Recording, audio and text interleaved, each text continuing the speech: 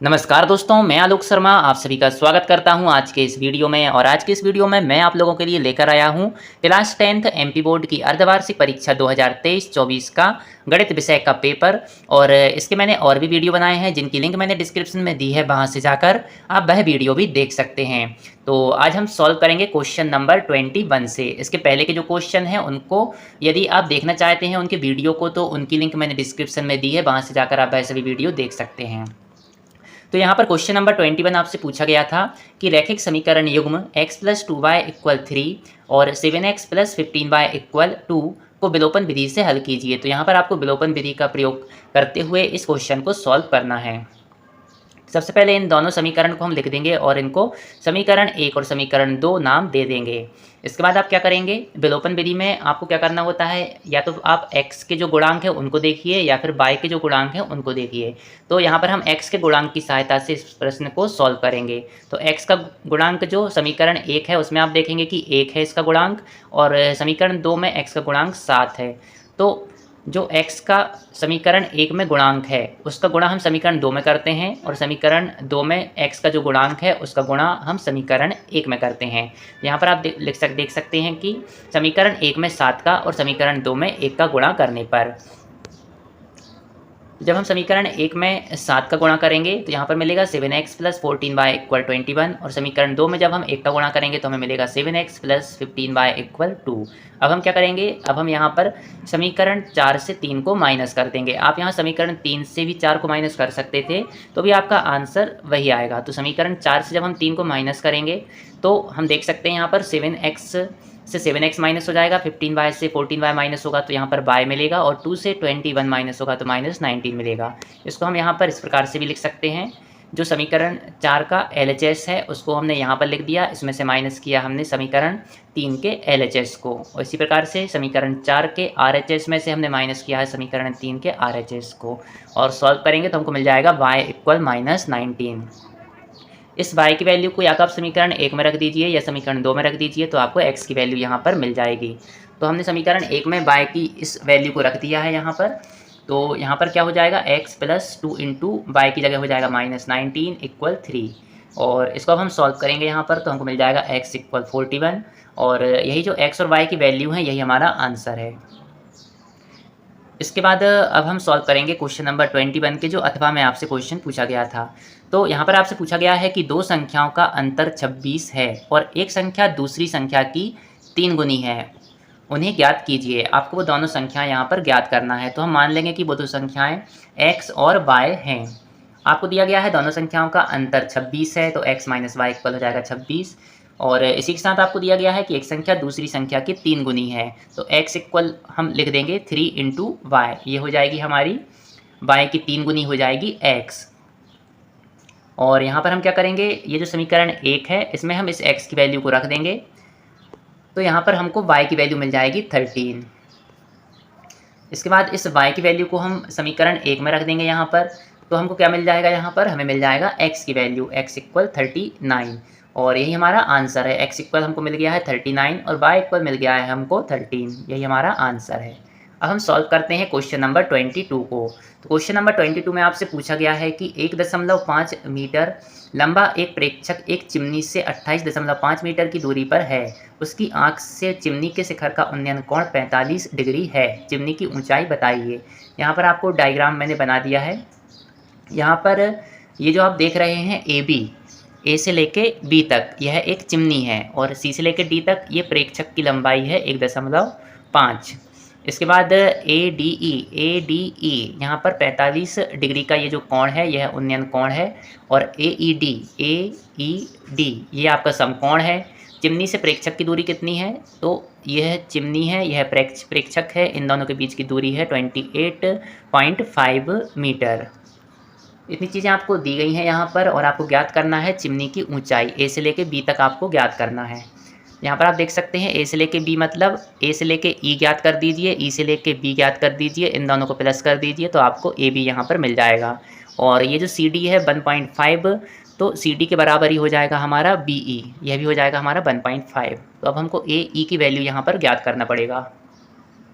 तो समकोण त्रिभुज ए ई डी में हम देखेंगे यहाँ पर AED में 1045 क्या होता है, लंब बटे आधार। लंब क्या होता है, इस न्यून कोण के जो सामने की भुजा है, सामने है AE, तो लंब हो जाएगा AE, आधार हो जाएगा DE, AE बटे DE। DE की वैल्यू कितनी होगी, DE बराबर होगा यहाँ पर B से लेके C के बीच की जो दूरी है उसके, तो BC है यहाँ पर 28.5, तो DE भी होगा हमारा 28.5। यहाँ पर वैल्यू जब हम रख देंगे तो हमको मिल जाएगा AE इक्वल 28.5। अब हमको ज्ञात करना था चिमनी की ऊंचाई। चिमनी की ऊंचाई AB इक्वल था AE प्लस BE। AE की वैल्यू आपको मिल चुकी है 28.5 और BE की वैल्यू यहाँ पर आपको दी गई है पहले से 1.5। इन दोनों को हम प्लस कर देंगे तो हमको मिलेगा 30 और यही हमारा आंसर है। चिमनी की ऊंचाई हो जाएगी यहाँ पर 30 मीटर।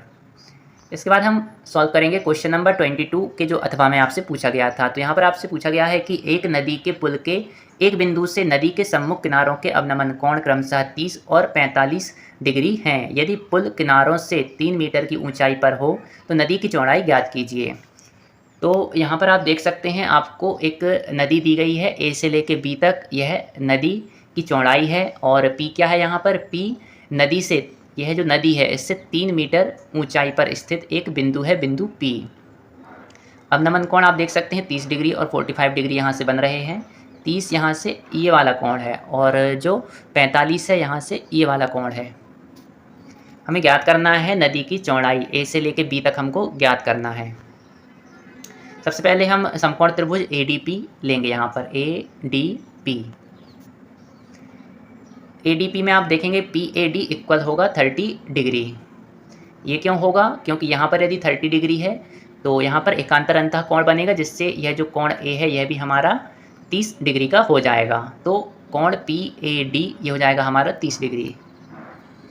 tan 30 का फॉर्मूला हम लगाएंगे यहाँ पर, तो क्या होगा यहाँ पर लंब बटे आधार, तो tan 30, इस 30 के लिए ये हो जाएगा हमारा लंब और आधार हो जाएगा AD। इसकी हम वैल्यू रख देंगे यहाँ पर। tan 30 की वैल्यू होती है 1/√3, PD की वैल्यू दी गई है 3 और इससे हमको AD की वैल्यू यहाँ पर मिल जाएगी 3√3। इसी प्रकार से अब हम समकोण त्रिभुज BDP लेंगे। यहाँ पर BDP, यहाँ पर भी एकांतर अंतः कोण से ये जो कोण B है यह हमारा 45 डिग्री हो जाएगा और tan 45 आप करेंगे यहाँ पर तो लंब बटे आधार, लंब यहाँ पर रहेगा PD, आधार रहेगा BD। tan 45 होता है 1 और यहाँ पर हम देख सकते हैं हमको मिल गया है BD इक्वल PD। PD की वैल्यू 3 मीटर है, इसलिए BD की वैल्यू भी हो जाएगी यहाँ पर 3 मीटर। हमको ज्ञात करना है AB, तो AB आप देख सकते हैं AD प्लस BD करेंगे तो हमको पूरा AB यहाँ पर मिल जाएगा और AD और BD की वैल्यू हम निकाल चुके हैं, तो AB इक्वल हो जाएगा 3√3 प्लस 3।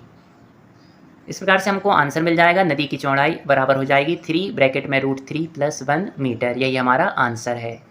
क्वेश्चन नंबर 23 में आपसे पूछा गया है, एक ठोस एक अर्धगोले पर खड़े एक शंकु के आकार का है जिनकी त्रिज्याएं 1 सेंटीमीटर हैं तथा शंकु की ऊंचाई उसकी त्रिज्या के बराबर है।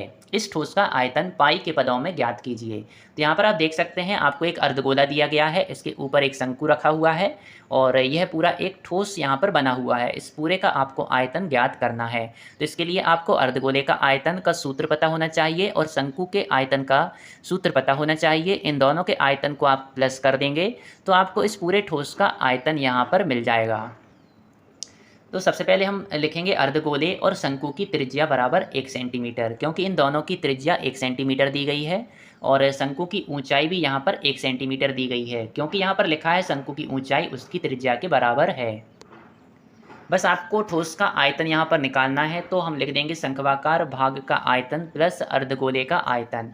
इन दोनों का सूत्र आपको पता होना चाहिए। तो शंकु का आयतन क्या होता है 1/3 पाई r² h और अर्धगोले का आयतन क्या होता है 2/3 पाई r³।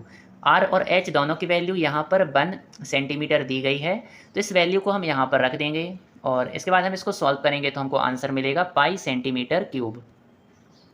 ठोस का आयतन हो जाएगा पाई सेंटीमीटर क्यूब, यही हमारा आंसर है। इसके बाद हम सॉल्व करते हैं क्वेश्चन नंबर 23 के अथवा में आपसे जो क्वेश्चन पूछा गया था। तो क्वेश्चन नंबर 23 के अथवा में आपसे पूछा गया है, लकड़ी के एक ठोस बेलन के प्रत्येक सिरे पर एक अर्धगोला खोदकर निकालते हुए एक वस्तु बनाई गई है। यदि बेलन की ऊंचाई 10 सेंटीमीटर है और आधार की त्रिज्या 3.5 सेंटीमीटर है तो इस वस्तु का संपूर्ण पृष्ठीय क्षेत्रफल ज्ञात कीजिए।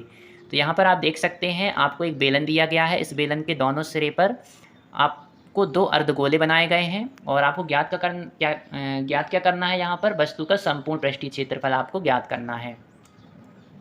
अर्धगोलाकार और बेलनाकार भाग की त्रिज्या यहाँ पर दी गई है 3.5 सेंटीमीटर, बेलन की ऊंचाई दी गई है 10 सेंटीमीटर और वस्तु का संपूर्ण पृष्ठीय क्षेत्रफल यहाँ पर क्या होगा, तो संपूर्ण पृष्ठीय क्षेत्रफल होगा बेलनाकार भाग का पृष्ठीय क्षेत्रफल प्लस दोनों अर्धगोलाकार भाग का पृष्ठीय क्षेत्रफल। तो बेलन का पृष्ठीय क्षेत्रफल क्या होता है 2πr/h और अर्धगोले का पृष्ठीय क्षेत्रफल क्या होता है 2πr²। बस यहाँ पर हम r और h की वैल्यू को रख देंगे तो हमको मिलेगा 119 पाई। पाई की वैल्यू होती है 22/7। इसको और हम सॉल्व करेंगे तो 374 हमको मिल जाएगा, 374 सेंटीमीटर स्क्वायर। यह इस वस्तु का संपूर्ण पृष्ठीय क्षेत्रफल होगा और यही हमारा आंसर है। और यदि आपको मेरा वीडियो पसंद आया हो तो इसको लाइक अवश्य करें और यदि आपने अभी तक मेरे चैनल को सब्सक्राइब नहीं किया है तो मेरे चैनल को सब्सक्राइब अवश्य करें। आपने मेरे वीडियो को देखा इसके लिए बहुत बहुत धन्यवाद। Thank you.